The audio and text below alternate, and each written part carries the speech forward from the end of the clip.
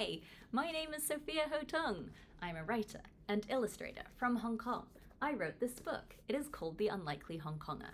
And I just am making a video series where I read a chapter per video.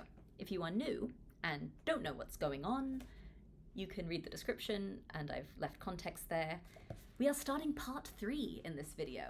It is called A Brief Bodily Bee Story, and it's actually the shortest part, so I've actually been recording all the videos just today in my study, and so I am tired. But you know what? I figured we'd do this final part before I wrap for today because this is a short part.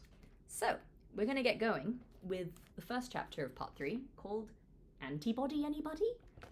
Okay. Antibody Anybody? It was a truth medically acknowledged that there was nothing I could do to get better. By 2021, I was on doses of immunosuppressants and steroids that were too high to be maintenance doses, but when I weaned off them, my liver function tests would go from bad to worse. However, increasing doses would only add to side effects that my organs could barely withstand. A real pharmacological pickle.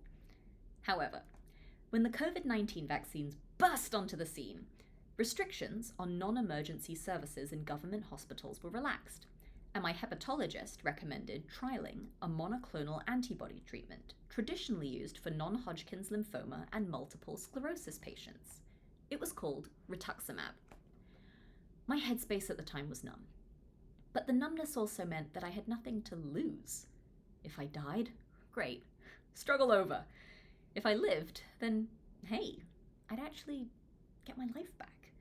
And if I stayed exactly the same, like with everything else we had tried, then I would be no worse off than when I started.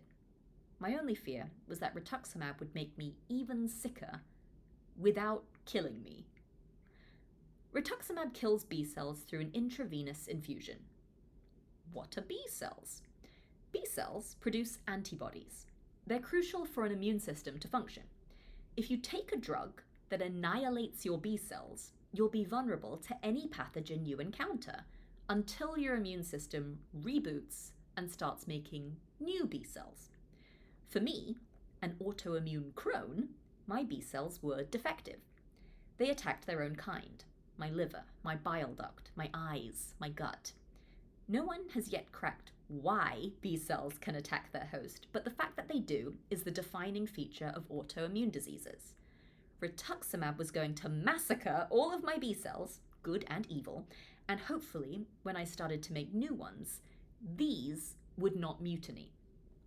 The major risk, of course, was that I would become a person with no immune system living through a global pandemic. But hey, for someone numb to living, maybe getting COVID and dying wasn't such a bad thing. Okay, let's find out what happens. See you in the next video.